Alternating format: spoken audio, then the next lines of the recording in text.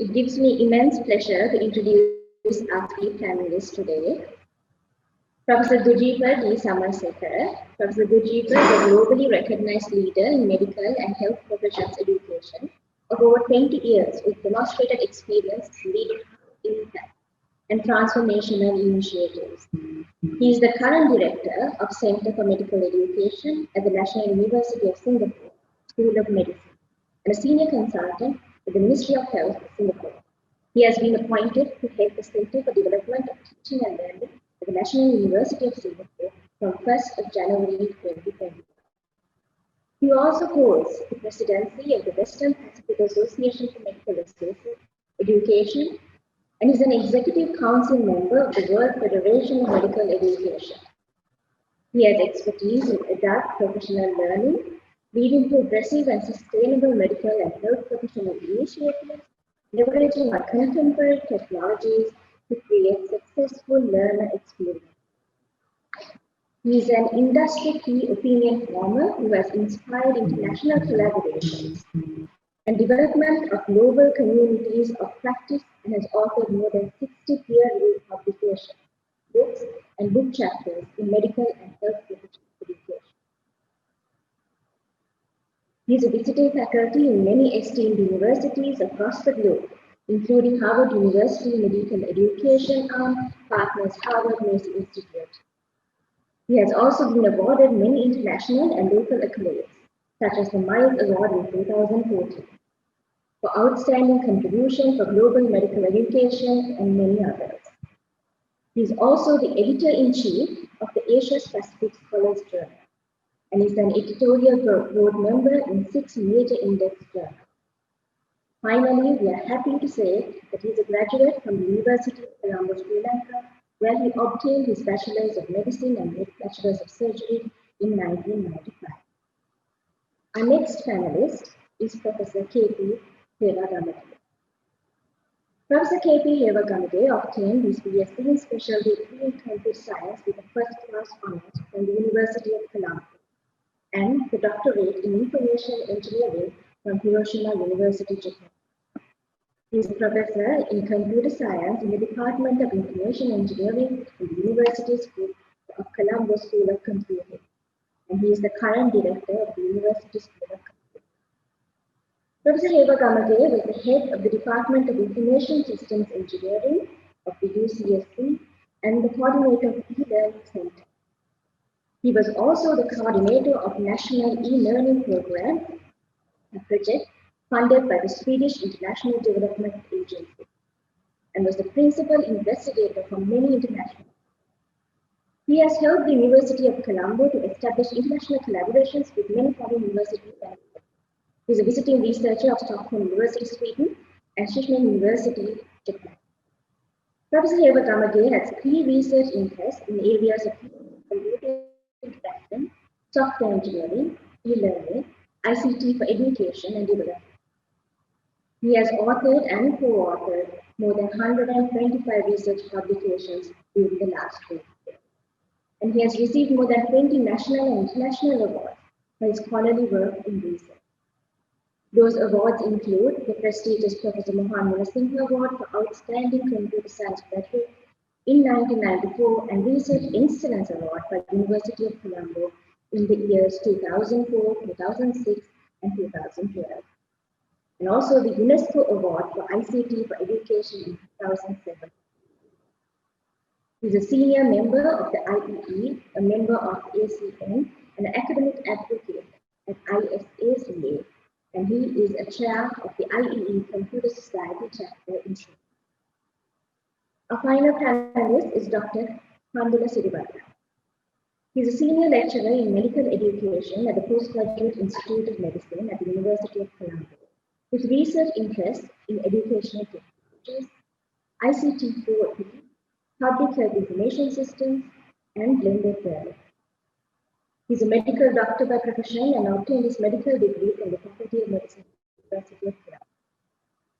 Following which, he joined the PGIM in 2008, and Dr. Siribaddana obtained his doctoral degree from the University of Oslo, Norway in Health Information Systems and Education.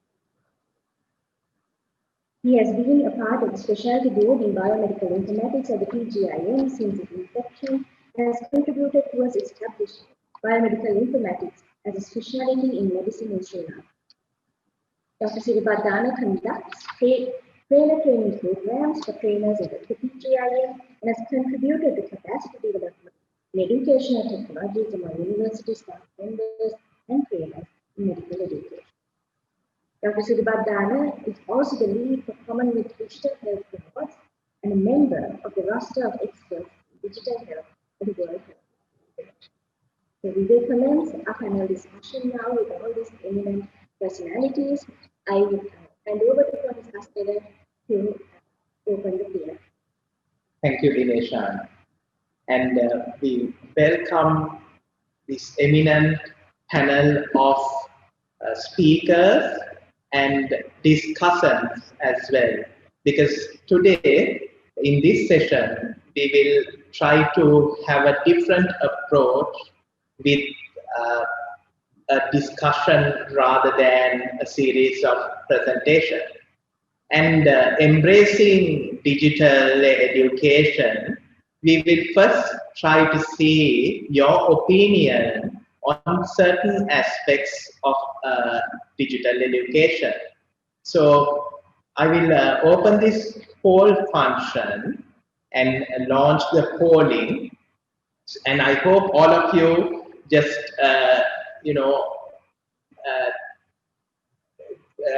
mark your preferences about your experiences in teaching digital, as well as certain attitudes you might have regarding digital education.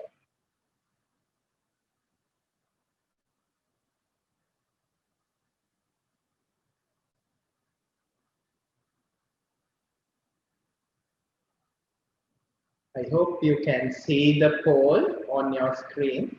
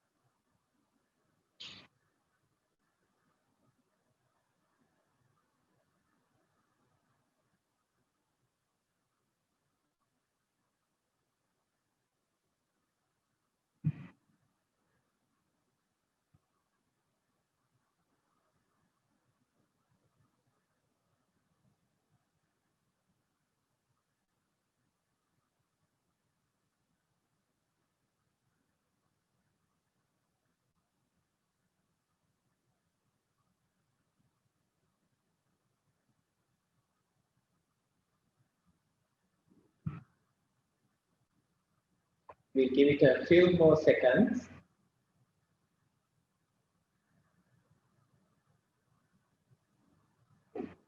I suppose close to 60% is a good response rate.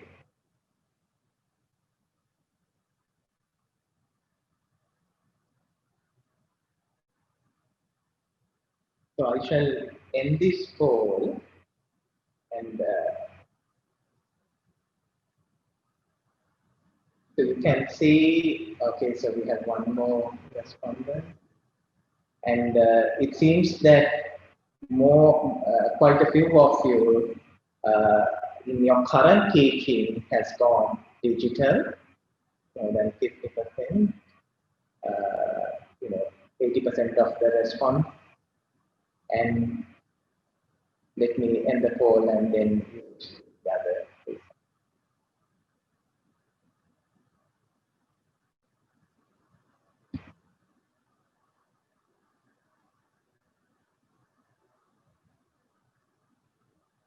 So Moving on to digital education or online learning, of course, there is a difference between these two, which we will discuss soon. So it hinders the development of a proper skills of a future practitioner. And well, there are few who disagree. There are more who agree, and some who neither agree nor disagree. Digital education is not suitable for a resource-poor country. Now, this is a burning question, and it seems that majority of you disagree that it is not suitable. So you think that it is suitable. Then the final question, it's difficult to nurture skills such as team skills, communication, leadership, so-called soft skills, although they are not very soft, they are very important. When we use digital education, again, there are few who agree that it is difficult to nurture this, but majority of you, do not think it is difficult. So I think we are speaking to an audience who are partially converted or believe in digital education. So over to you, the panel of eminent speakers. So next, what we will do is, we will have a series of questions for each of the panelists. And in responding to these questions, the panelists will share their screens if necessary, and share their experiences, share their opinions about these concepts and evidence around best evidence practices for digital education.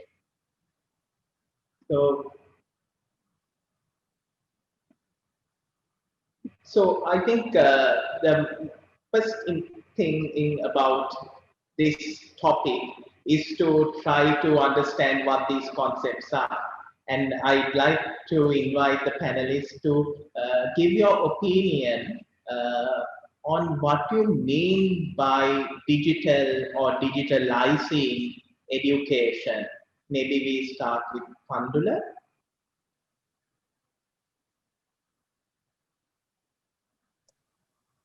Well, Asel, thank you for inviting me, first of all, to the Faculty of Medicine to take part. Hope I can be heard. Yes. Right, great. Yeah, so the important question, because it's basically the basis of all our discussion. So what's this digitalization of education is. Now, at present, with digitalization, most of our focus will be on online teaching, online learning, and that happened recently, basically. Due to the COVID pandemic, many of us are forced into the deep end, and we had to adapt. We had to make use of the technologies that are available, and now we are all engaged in online teaching, either synchronously or live or as asynchronous mode. But when it comes to digitalization of education, this is not necessarily only learning online or based on internet, but it's more of a blend of many activities that where the technology gets incorporated into the routine practices within the educational domain. Now, for instance, we all now see what happens with regard to teaching and learning, how students and the teachers are engaged using various digital platforms, facilitating distance learning. But on the other hand, there are so many other aspects where digital technologies are being used. For instance, I can speak from my experience at the Postgraduate Institute of Medicine, where these technology has been incorporated, such as even in the processing of documents, marks, conducting exams, administrative aspects of it, and various other education-related activities now are seeing digital technologies being incorporated. So when we talk about digitalization in education, it's all of these elements taken together, where we look at largely on application of digital tools in education as a whole. Probably Prof. Dujeepa and Professor Hewagamage may be willing to add to that description. Sure. Thank you, Pandula. So first of all, I'm delighted to be with this conference, and also I've been listening to on and off some of the research presentations, and I really enjoyed myself listening to some of those. So just to share, I think what Pandula mentioned earlier, to expand and also share some of the work. I think digitalization, as Pandula very correctly shared, goes beyond just teaching and assessment, student assessment. We actually, I mean, the true definition comes through, like it goes into the delivery and administration of learning support via computer networked or web-based technology to help individual or group performances and administration of education, as well as development of curricula. So, for example, now here at the School of Medicine at NUS, we are moving into what we call digitalization of the entire administration. So, for example, from admissions all the way up to the students leaving graduation, we are looking at digitalizing. So the very first time we are going to use our admission interviews, AI-enabled admission interviews. So an AI will be the one on a chatbot working with the student and interviewing, and based on an algorithm, we'll be evaluating how the person is responding to those questions. Then on the administration itself, I mean, my team is involved in audits and the quality assurance system in the medical school. We are now using, from the start of actually just before the start of the pandemic, we are using bots as part of exam audits. So we are moving completely away from currently about 90% of human interaction of auditing exams, auditing admission systems and processes, auditing whether the learning has happened, whether the learning has been delivered, etc. Because these are all key performance indicators for faculty. To use of bots, and they do this. I think only about 3% to about 5% are involved in actual human interactions. So the bots actually evaluate and then provide and even send emails and then evaluate the returning emails. It's amazing what the digitalization could do and make our lives much better and much easier. And then finally, I think the other area is that we use these digital platforms to provide feedback to students and groups of students, to provide counseling for the ones who need the counseling and improvement, as well as to support groups of students as well as residents in their progression through the years in the medical school and residency programs. So I think digitalization embraces a lot more than just online teaching or online assessment. And I think that's where the real strength lies in, to use and harness this in a way that benefits all of us, and then we can focus on much higher things than doing the routine day-to-day, the usual stuff in the education domain. Professor Hewagamage? Hope you can hear me. Yeah. Okay. Thank you very much for organizers inviting me to share my experience in this panel discussion. And also thank to the Professor Samarasekara and Dr. Pandula. And I also like to add some of the things for what you suggested. That's a very suggestions. Well, if we talk about the purpose of digitizing the education, or digital education, I think I'll try to talk in a little bit of a different way, because if you look at the opposite of this is what we call today the in-person teaching, learning, assessment. And we all believe it is very powerful. In fact, yes, it is powerful because the teacher has a control of the teaching process and also the students. The learner has a direct access to the teacher as well as the content. The confidence and the evidence of the process and practice is visible. And so we don't want to say we are naturally believe it's the most powerful environment.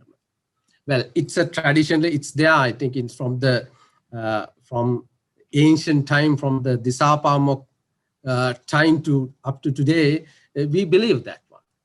And in generally, there is an inbuilt constraints of in-person education, teaching, learning, assessment, that is a location, time, and pace. So current pandemic, as we all know, has challenged this in-person education. Now we really understand why there isn't a challenge. But at the same time, every mode of a delivery has a limitation. I mean, whether it is an in-person, whether it is a digital, there are limitations everywhere. But the so-called benefits which we discuss on these modes have a limitation. But if you could mix these two things, the advantage is we can maximize these benefits. And that's advantage. So if you have a mixed mode of in the education. So the digital education should be discussed not as a pure mode of education. It should be discussed as a mixed mode. Evidences are used to justify or validate the teaching learning process. I mean, in fact, in the in-person education, smaller set of evidence are captured for this process. In the digital education, it's a kind of well, as we know, it's in a kind of a need of hour, but simply because of this COVID-19 pandemic. But I personally believe it's the best opportunity that we have it to move to this area. So rather than talking details about the benefits, I think what I really want by mixing the digital education with our traditional in-person education, but this mixing also has a challenge. It should be done in a kind of a more important way. Otherwise, there will be an unexpected outcome that is also possible. So lots of benefits, lots of advantages we need to materialize. Yes, over to you. Thank you very much. Those were some very good, I hope that triggered some thought processes on some of the challenges and also some of the benefits, as well as some of the innovative practices that have been used.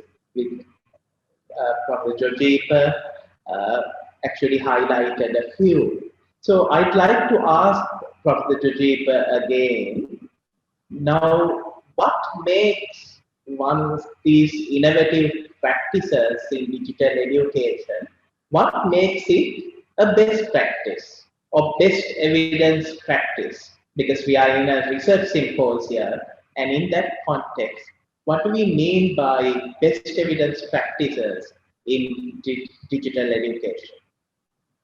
Thank you, Asela.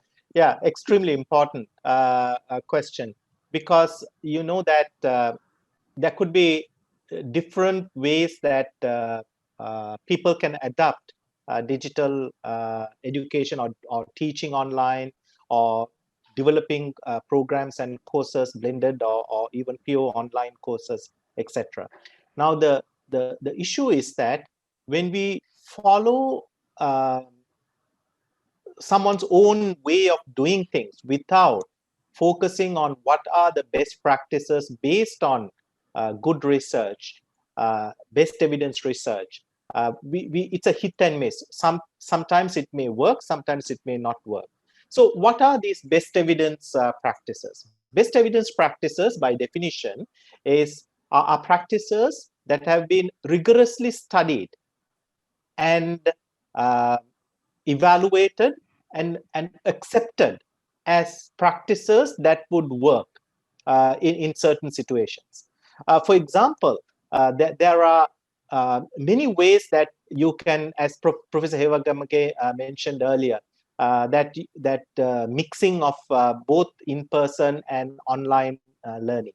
Now, recently, by the Department of Education in the United States, they did some meta-analysis, and then they came out with a paper, I think, which is available, that anyone can have a look, from Department of Education in 2014 or 2015, where they actually highlighted from based on all these research work by two meta-analysis, and then with the experts coming together from a global panel and accepting what really works in online distance learning as well as blended learning.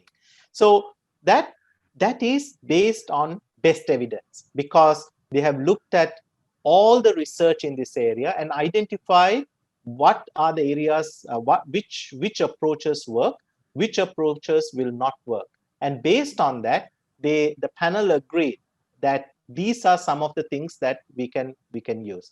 Now, when you use best evidence approaches, the advantage is that, as I mentioned earlier, that we can ensure that there's a process, there's a systematic process that we can engage, and we can develop curricula or teaching learning methodologies.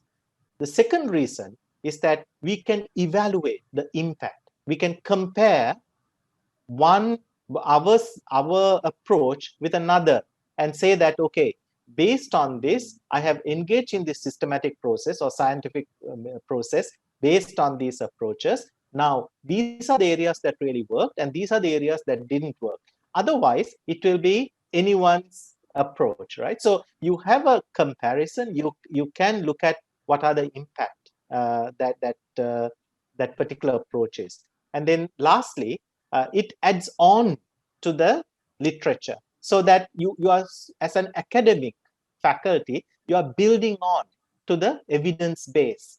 And that is important too, because if we don't do that, then we can't actually see how these new emerging technologies and the way that things are moving in digital realm is really value add, and whether we have good returns on investment, because sometimes it takes not only money but a lot of effort by the faculty and the administrators to develop such programs and courses as well.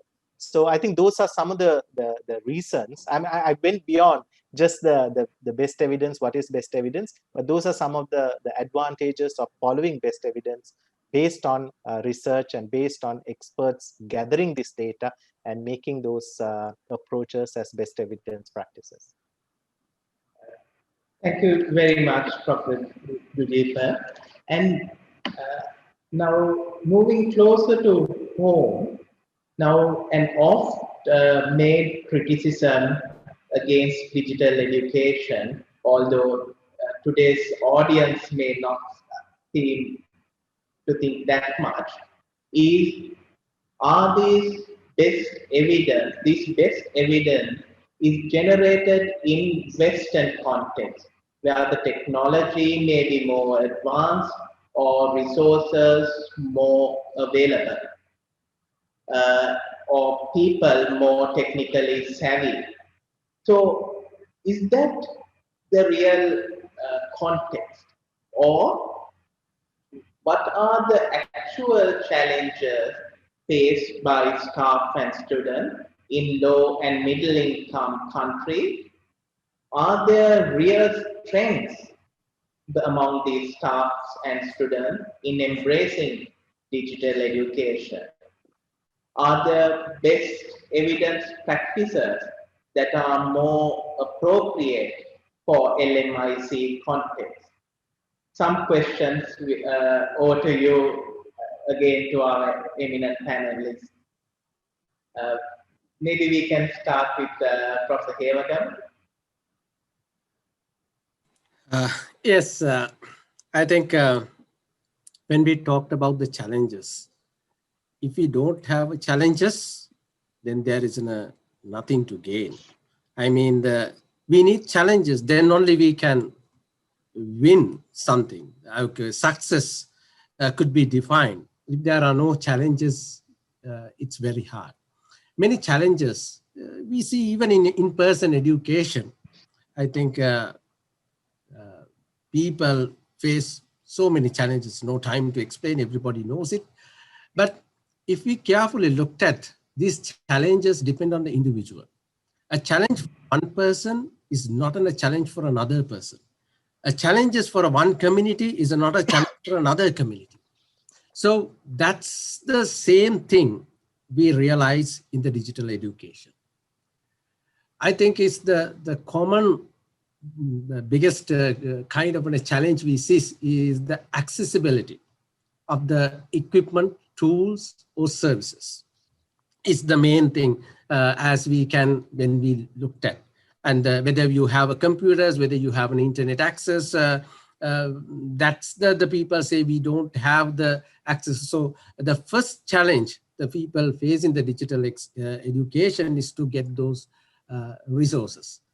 And however, at the same time, even if the people have these resources, if they don't know how to use what we call the digital literacy, it's a bigger challenge than the access to the material. So know-how has become sometimes a big issue. Sometimes people have computers, people have all the good bandwidth, but they don't know how to use it.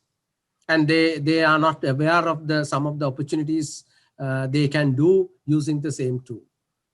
So the dedication and the courage for the education, I think that is the kind of the most important, powerful, I think powerful than the resources availability.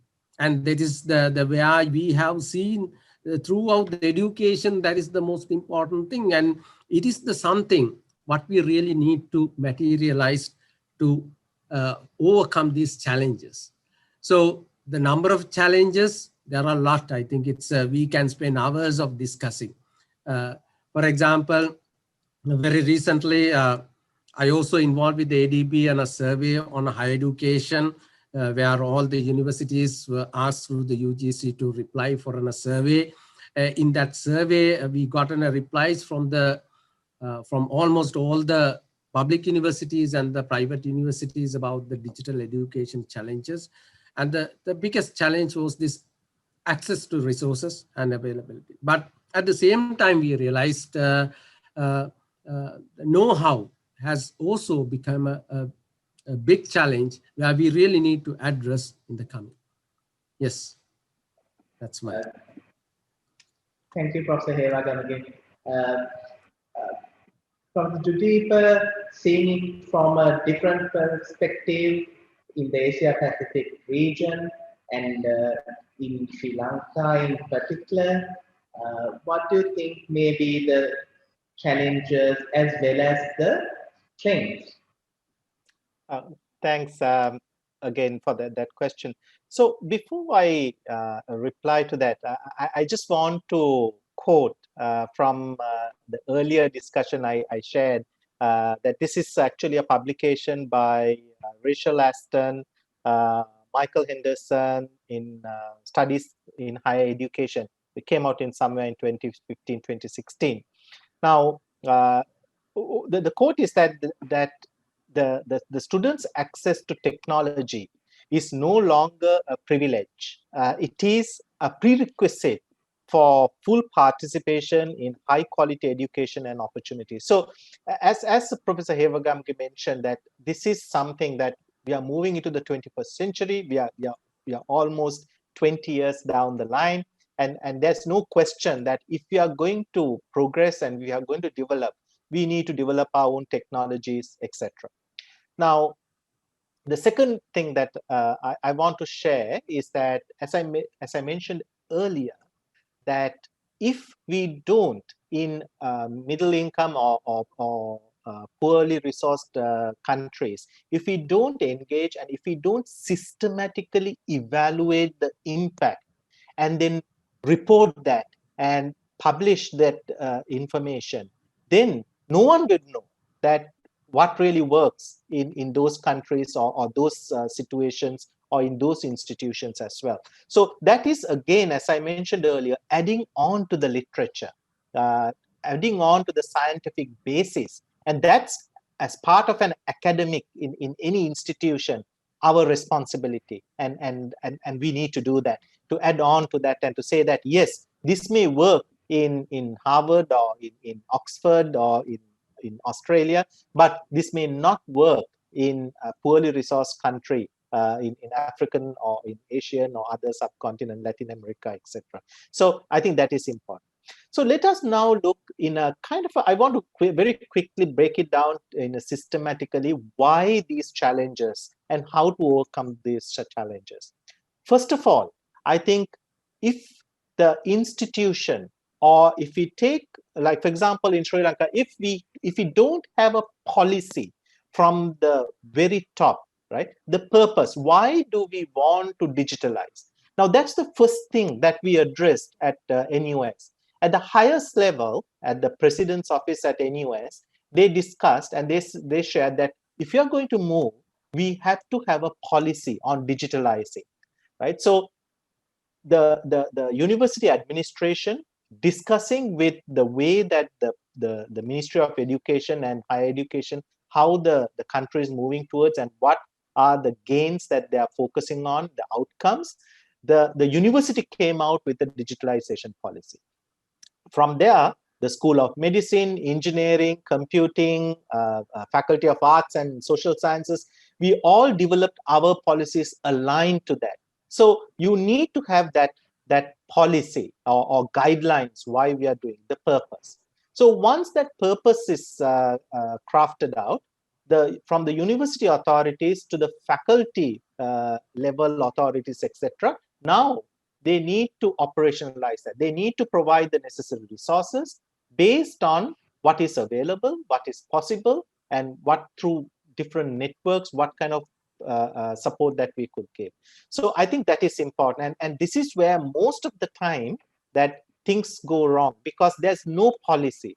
And the different departments within a faculty or different faculties within a university or different universities within a country, they start doing different things. They spend enormous amount of money on different platforms sometimes because they get a grant from World Bank or ADB or WHO, and then they just go and buy the latest kind of thing.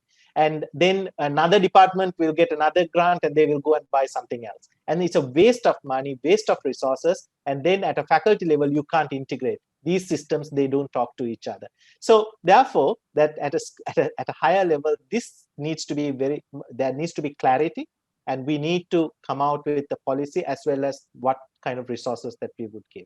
And then from there onwards, we need to then, as Professor Hewagamage very rightly pointed out, we need to then focus on the people, right? So because why it is important that we actually develop our faculty. We need to focus on our faculty first because they are the most cherished resource that any school, any university will have. So we need to have the appropriate faculty development programs. We need to engage the experts from local, regional, or overseas to train them in this area.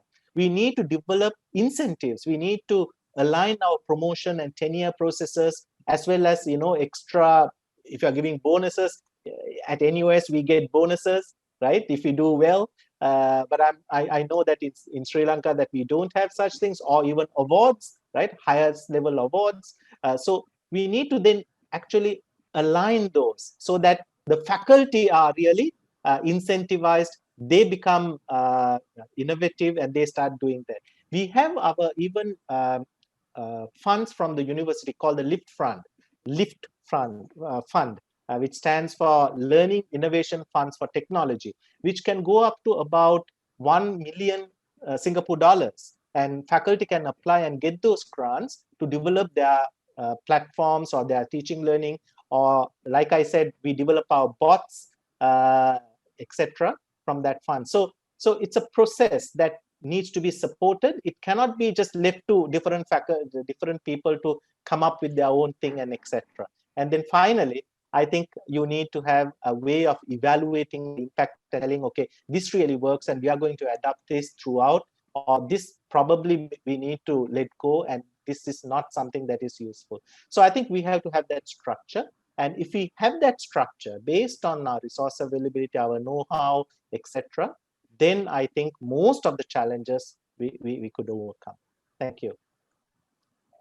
Thank you, Professor Dujeepa. I think you highlighted the importance of central processor, particularly in relation to faculty development and in managing, grants or whatever aid that comes to support digital education. Pandula, would you like to share your experiences in Sri Lanka about any particular challenges and or any enablers? Yeah, so before going to that, can I just first touch on with regard to what Prof. Dujeepa said about best evidence.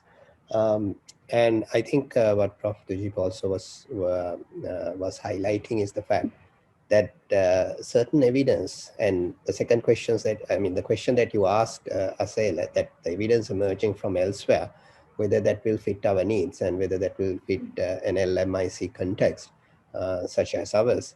Now, that is where the best evidence comes, and the evidence that is available not always will fit us, but we have to gauge what is at best from our perspective.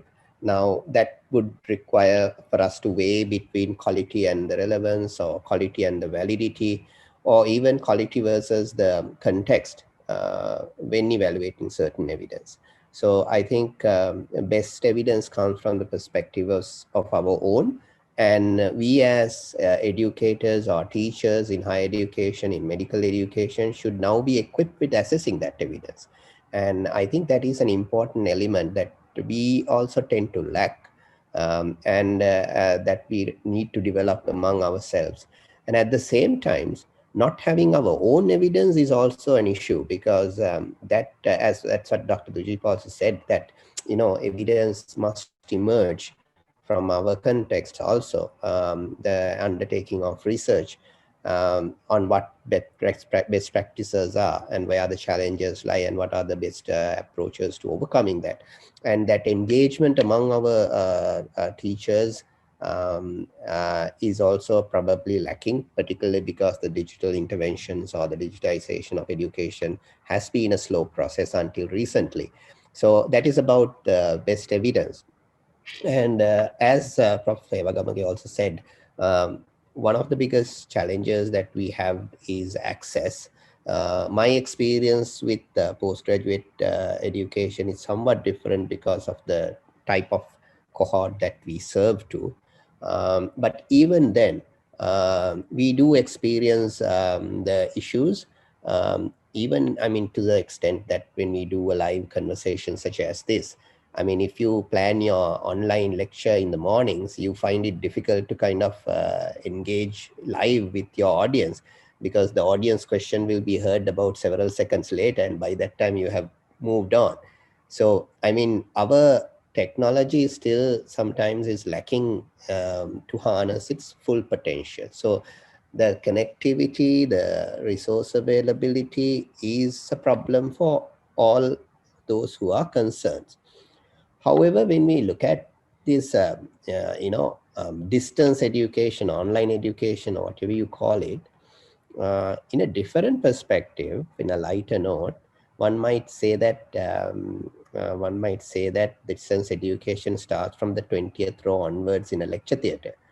So there have been students who have been learning at a distance, even in our face-to-face sessions. And in a way, all medical students are distance learners, because they learn while they are traveling, they learn at a distance off campus in our, on this. And so there may be multiple technologies they already use. And that's where the evidence can come from. Because what are the technologies that the students are used to having? The social media, online, Facebook, WhatsApp, social, other types of video sharing and content sharing platforms. These are tools that are already in. So So it is vital from our context as LMIC, when overcoming these challenges, that we look for technologies that has more penetration among our cohort of students. And that may be different in the postgraduate areas or in undergraduate areas or in schools. And that's an area that we have to look for in terms of overcoming challenges. If you can give me a few seconds, Asel, I would like to share a slide Of course. that is not from medical education though, but it's from an undergraduate education. I am about, yeah, okay, I got it.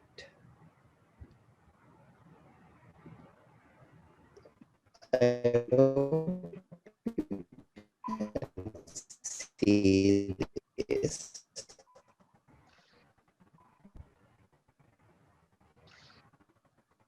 Now, this is a slide from this European study. They do regularly this program for international student assessment. Of course, the responders here are 15-year-olds, so you have to kind of that the effect of that particular technology used, the device in this instance, the data projectors, internet connected computers, the laptops, and the student outcomes may differ even based on the device that is being used. And it may also be negatively affecting in certain instances. In this instance, it demonstrates the tablets may have been, affecting the student outcomes negatively. Now, similarly, if you look at else, okay, using a desktop computer in a classroom may be effective in Middle Eastern settings. It may not necessarily be the case in the EU setting, or even using who uses the technology is also an area to be looked in. For instance, if in certain instances within the classroom settings, they have probably because the students will pay more attention to the teacher. So we don't know the reasons, but whose hand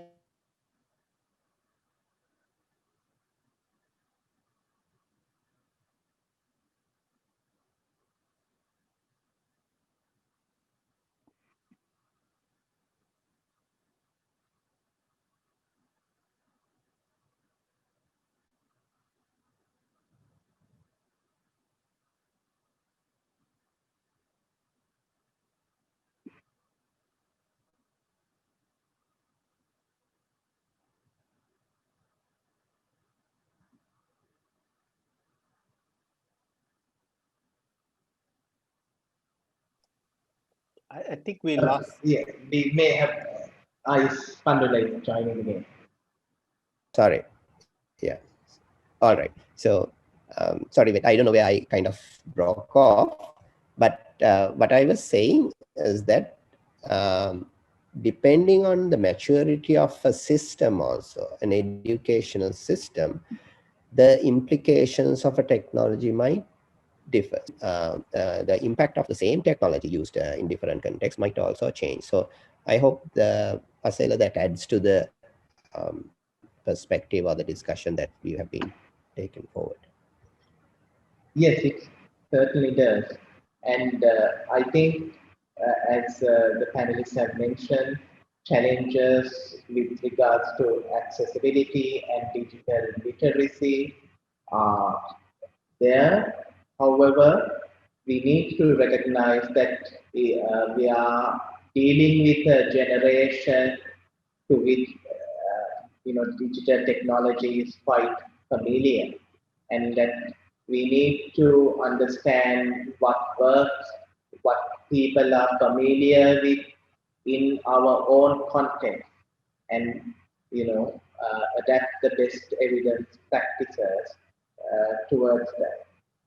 So that leads us to another area which is to do with the core or the central processor which are required to make digital education effective. Now, we discussed about some of the challenges, and we also recognize that digitalizing education is not only limited to teaching learning, but it can expand the whole scope of educational enterprise. So, what are the processes which are necessary to make this effective? I'd like to start with Professor Dujeepa. Thanks, Asel. So I think I alluded to some of these central processes earlier in my sharing. So just to briefly summarize, I think first of all, we have to have clarity and clear purpose in why we are doing it, and that must come from the top. They must the university or the institution or the ministry of wherever who is like dispersing or managing this must have a clear policy on digitalization or digital education. So from there onwards, I think each institution and the faculties and the departments can align themselves with this. And the central role of the institution is to provide the necessary resources, the support structures, as well as align the incentives for the faculty, the administrators, and the students. I think we must not forget the students in this whole equation as well, the students and the residents. Quite a lot of work has been done with the students and residents, and we discussed earlier about the equity and equality of digital education.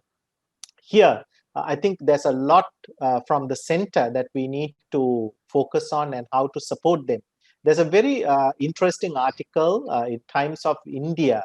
I think this is available. You can download it from internet also. This actually talks about in India how to bridge the equity and equality gap in online education. India being a vast place and the resources from one end to the other, how they have successfully actually got digital education to their students as well as the stakeholders in the schools. So I think there's a lot to learn from around us, and also to adapt some of those strategies and processes as well. So just to summarize, I think we need to focus on the purpose of digitalization and the process from the central to the individual person, and then of course the people, right? So how do we nurture them? How do we develop them through faculty development processes? How do we incentivize them? And how do we actually make them move into digital education? So those are some of the areas that we need to think through. Thank you. Thank you, Professor Dujeepa, and highlighting the importance of faculty development as well. I think you brought out another important point, and there is a question from the audience as well, related to fairness or equity or equality. So, how can we achieve fairness or equity in digital education? I'd like to ask Professor Hewagamage and Pandula your thoughts.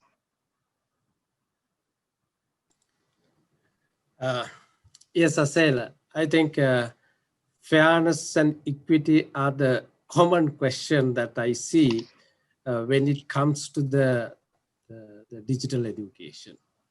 But I like to share the opinion. I mean, all we know, this is not only for the digital education. What about the fairness and equity in the normal in-person education? Do we have that the luxury of the fairness and equity in the normal education? No, it's a big issue, and even it's the sustainable development goal. People have identified the fairness and equity as a very important thing. Now, in-person education, I think in the this equity is considered as a very important one. Why this the free education is considered to be is a very important requirement in a country where we want everyone. It's a right, it's a fundamental right for the education.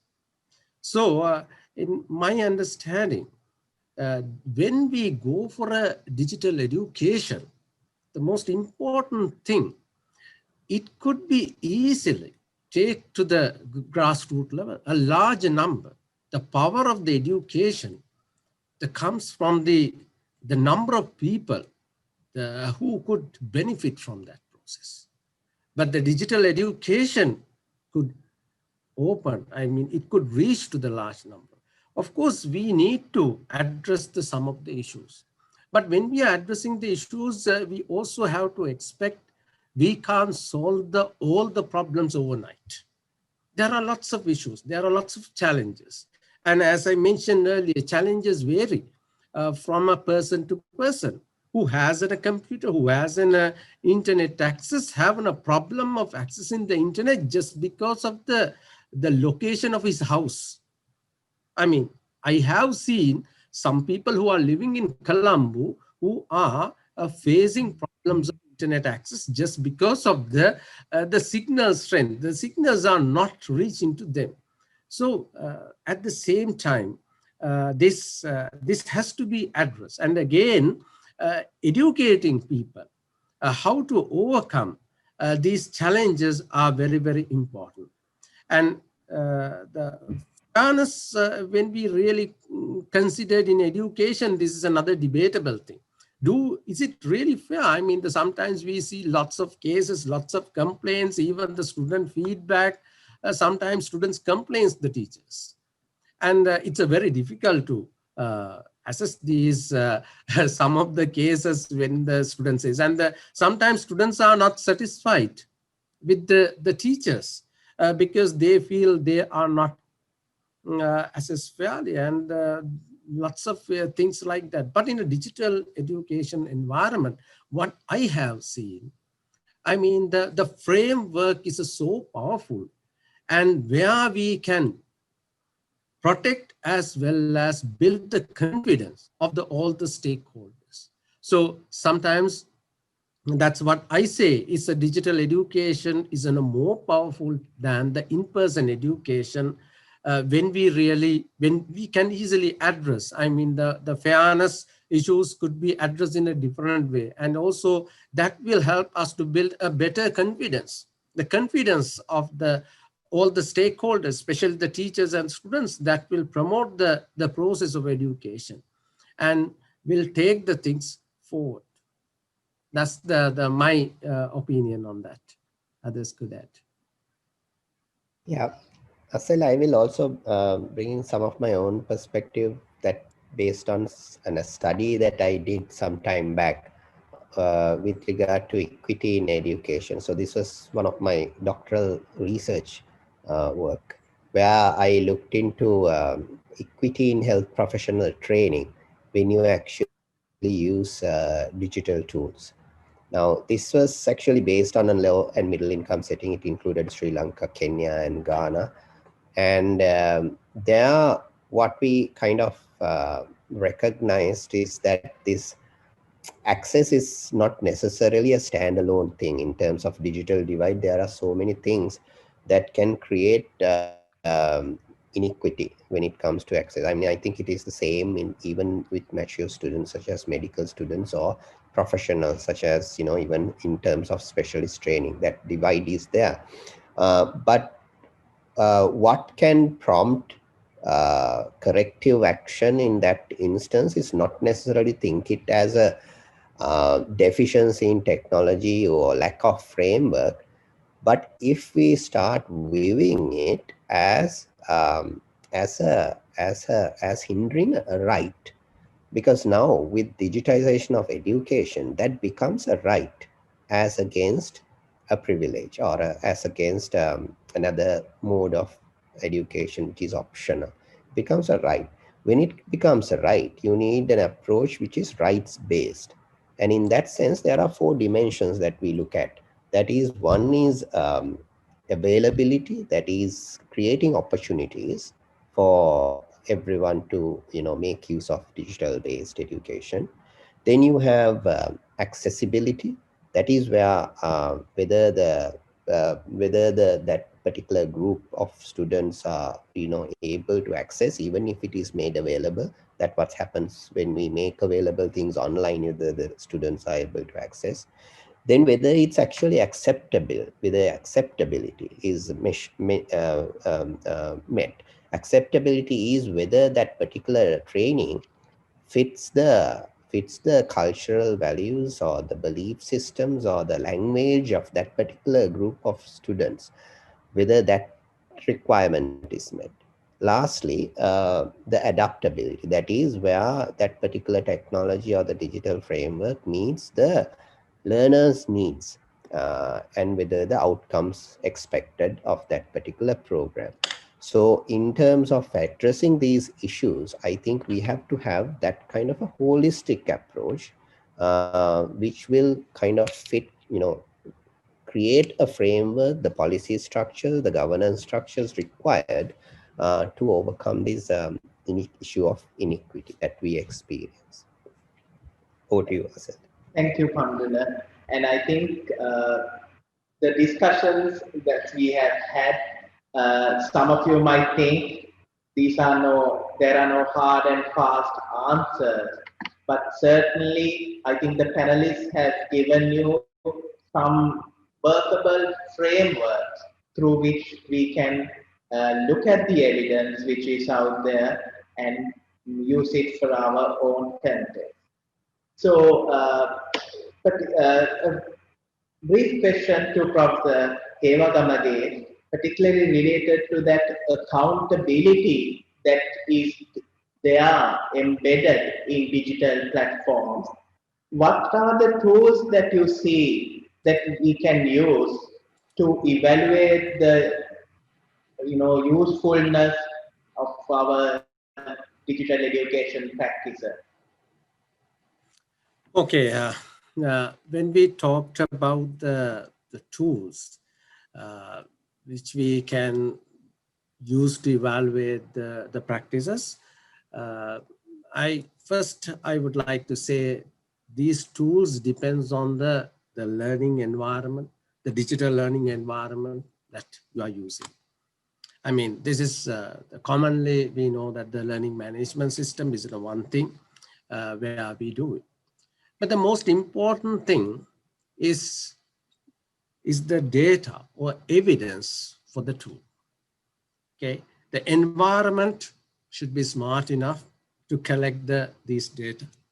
And in a digital environment, what we call the computer-mediated communication environment, could easily capture all the data and evidence with or without the knowledge of the stakeholders. I mean, whether sometimes students don't know, even every click is recorded. And that could be used to find these things. So this results in a huge data. It's what we commonly known as a big data, which is created from the different sources, different activities. Okay, but important thing is identifying the segments of the data and analyze them to extract the knowledge about the digital education practices is the most important thing. I think some of you may have heard learner analytics is described as this process, okay, where we can identify lots of patterns in the learning process that helps both the teachers and the students. And the progress of the learners can identify. Teachers of the learners can identify. Now, as we live in a context where this Moodle open source has become the most common learning management environment, where you can use to capture these data and take it forward. I can I share a small screen of a, then I can, yes, I can show you some of the things. Give me a minute.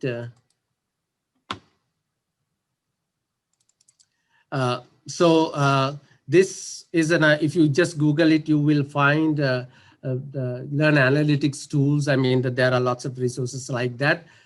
So for example, as you can see from this Learn Analytics tools box, lots of tools available which you can download and install in the environment. You can use it. And in the Moodle context, where if you are using, you can use that one. For example, Moodle 3.8 provides lots of now descriptive, predictive diagnostics, and also to what we call a prescriptive, to just to improve the process. Analytical reports could be produced, and that's something really interesting. And there are lots of tools available, even in a Moodle context, where people can download and try it. I can just show one of my course, as you can see, which is in a course which is do it for the master's program. And here, I mean, I can always, this kind of in a completed course, I can see even whatever the activity, how many people have access. Now, if I take 72 students have access, and they have looked at 1,369. So this is a kind of an analytical reports that I can get. So at the same time, I think different tools and the different environment, you can get those things. And let me quickly show some of the things. And now this kind of a progress bar, it's in a thing a person can easily see, and also the how the distribution comes, and lots of things do it.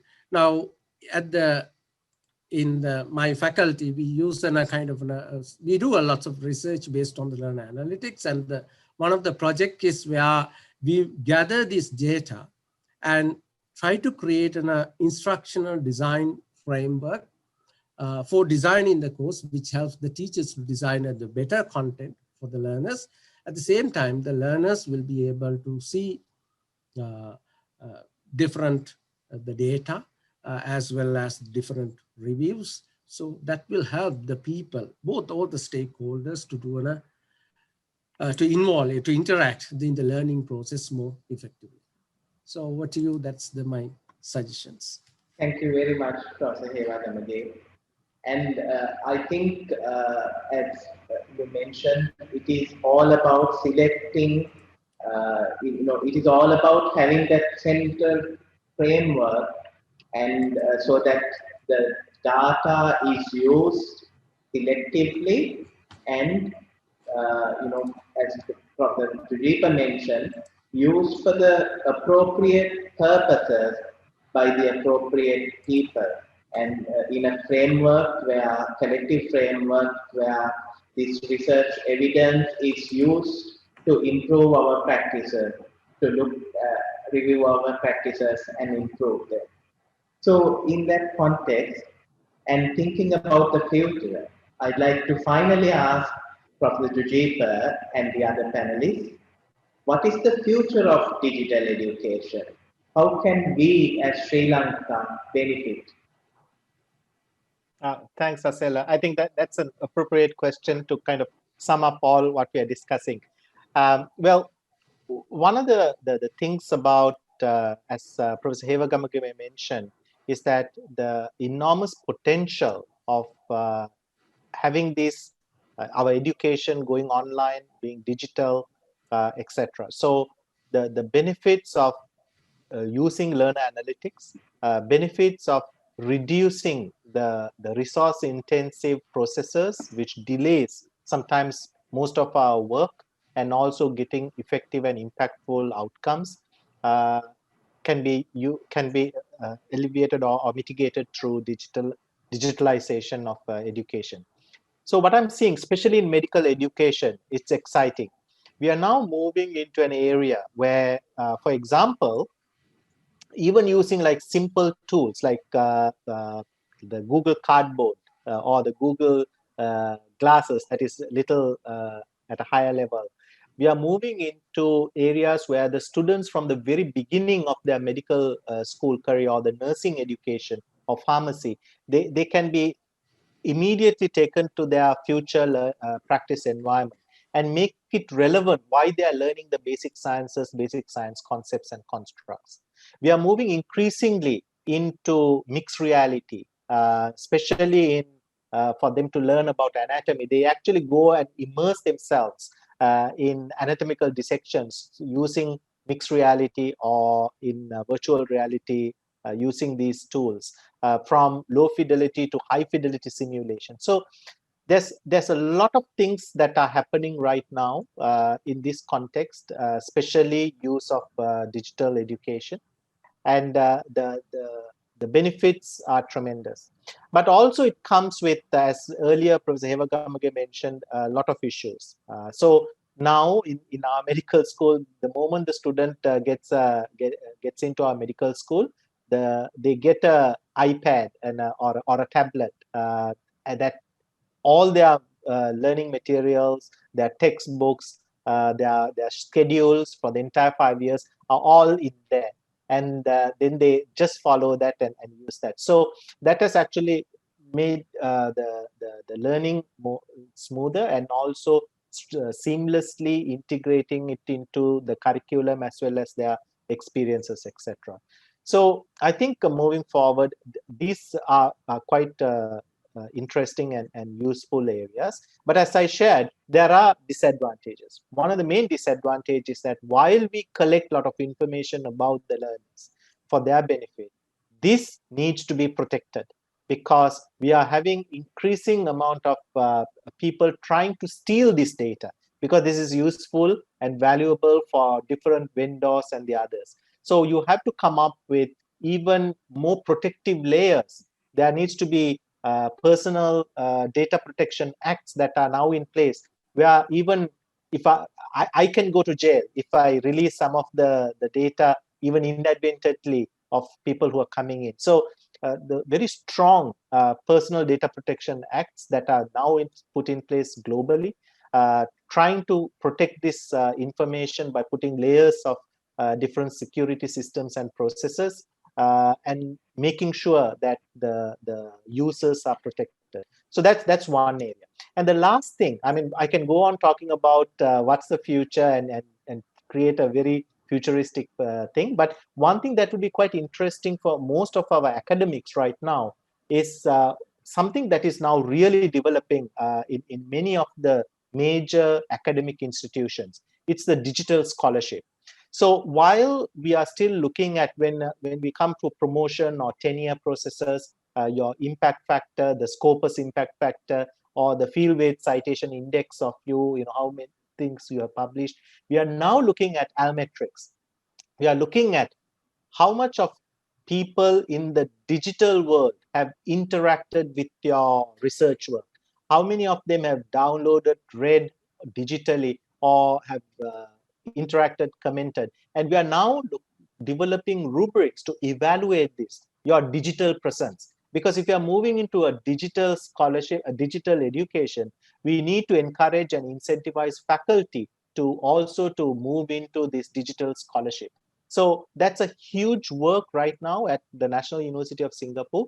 We are looking at how best to evaluate, how best to use that as well. So in the future, you will see this term digital scholarship amongst the academics becoming more and more talked about, and also put in place in major institutions around the world.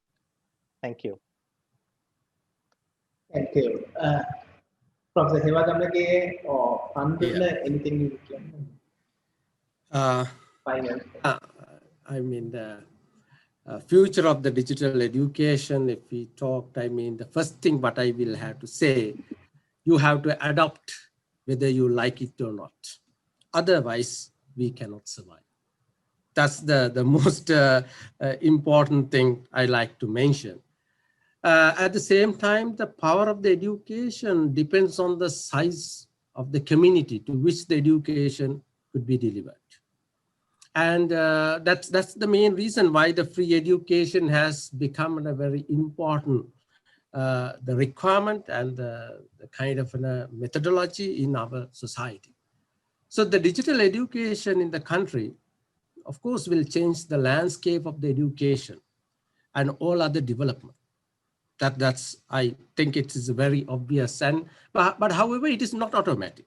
There are lots of issues where we need to address, and those gaps must be addressed. And important thing the people will have to do is prepare stakeholders for new normal in the education. I mean, the new normal, it's the comes with this digital education. So if we think about the old systems, they are going to change. At the same time, when I mean, as I mentioned, education is power, but when it will be distributed to large number of stakeholders, what will happen? The whole power structure, what we see in our society, will change. The free education has changed the power structure in this country. And the digital education, if you carefully use, it will happen. Education for all is in a theme, UNESCO theme, and it will become something in action.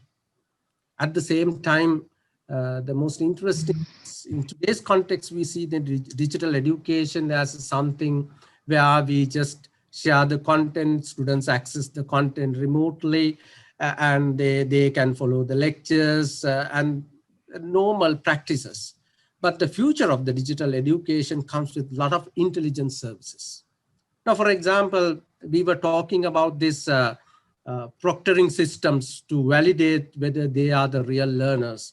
So we wanted to monitor, we want to supervise the whole learning process and the examination thing. But how about after following in a course, at the end, if a question is asked, if a student gives the question, we can validate whether it is an origin, whether he is the person who is answering the question. Because using the machine learning approaches, we can build a learner profile. This learner profile could be used to validate his answers, whether he can't cheat. It's a signature in there. It's a more powerful. So those things, again, is not something to be happen in a 5 or 10 years time. They have already happened now. So these things are happening. These new intelligence services will create a totally different context and big value addition for the whole society and education systems and many things. So what I just mentioned is a few things that could be happen. Of course, there may be so many, but I hope Pandula can also add some more. I think you two have added so much to the end of the discussion. Few things on my side, Asela and Dineshani, is that we are still at a very premature, very early stages of digital adoption in education. And it is probable that when the COVID-19 dies out, the interest in these digital education tools will also start to die down. But it's important to, reflect back on what it did and how impactful it is, and how how it can potentially facilitate whichever the training methodologies that we have been using. How much of time we probably have wasted traveling here and there for a half an hour lecture from Kandy to Colombo, in our usual form of education, which now we do quite fine with everyone's support using online tools. And so reflection is very important. And at the same time, we have to look at, in our context, the frameworks, as Prof. Dujeepa rightly said. We do have a lot of data and we have access to it, but we don't have the regulatory frameworks to govern that. And that's a dangerous situation to an extent.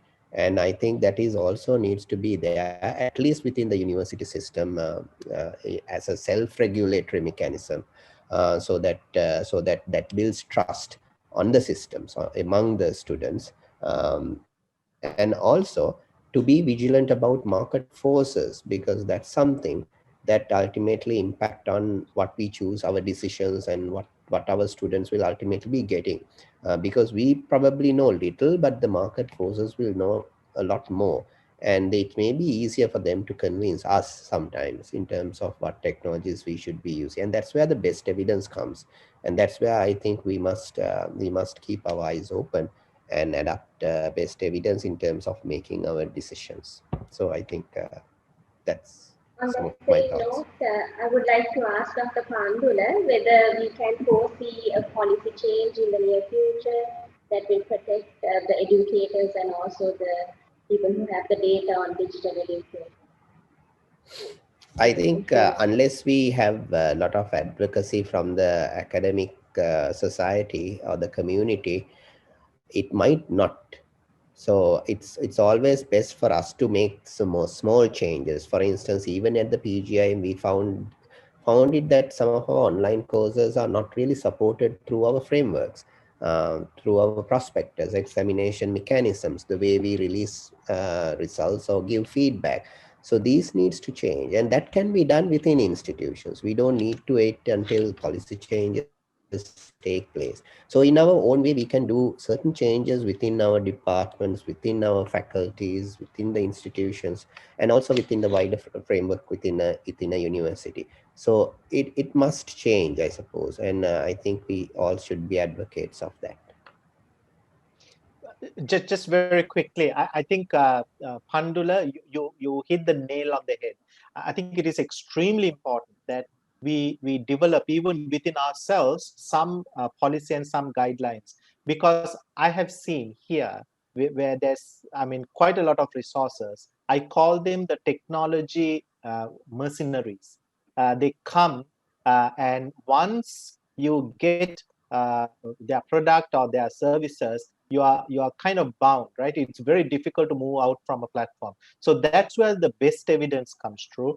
That's where I think we need to develop our policies to ensure that we safeguard not only the students and the faculty, but our institutions and the future of digital education in Sri Lanka, places like Sri Lanka, because we can't afford, we don't have a lot of resources to go to waste. So I think that's extremely important.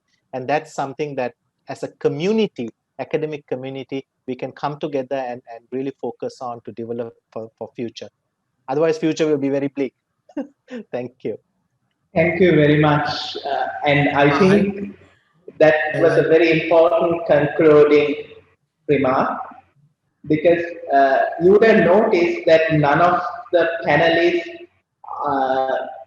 gave any specific tools or advocated for any specific system, although there were questions actually on Slido as well. Can you suggest a good assessment system or learning management system? Because really it is up to us to develop the frameworks where quality matters, and based on those frameworks, select what is most appropriate for us. So, from the Hewagamage, any further? Yeah, I think just wanted to add in a very something for the discussion, especially when we're moving to the digital education. It's a kind of a new culture. Our in-person all education, we have policies, practices. But the digital education, the policies, practices will be different. What we say in this digitization process, a business process re-engineering in the education context is very important. What I have seen sometimes people expect what they did in the classroom to happen the same thing when they move into the digital environment. So then they will definitely be unsatisfied.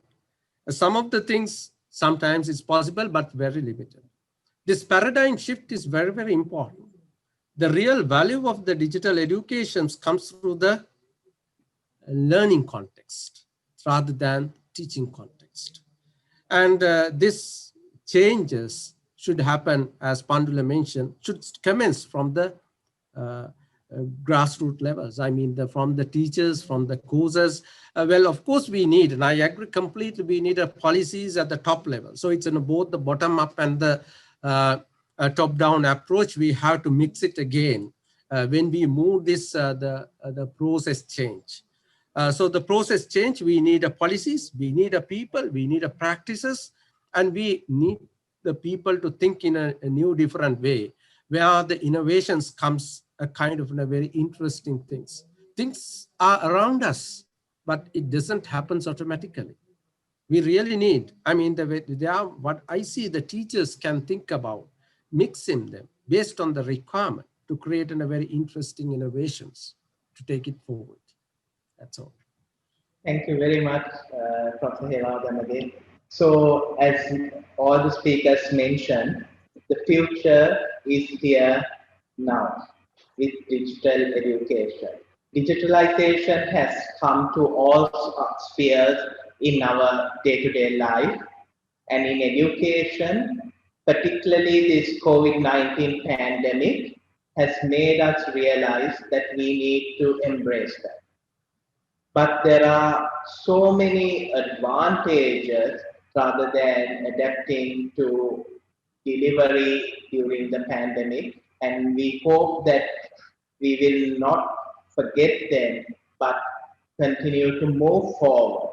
And as you mentioned, it is the paradigm shift which I believe to a certain extent, certainly in medical education, we have taken from teacher-centered towards learner-centeredness.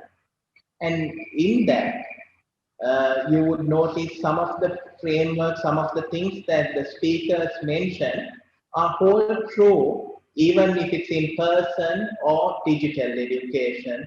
Certain things like accountability, trust that we must have in education must be there in those frameworks and policies that we build for digital education as well.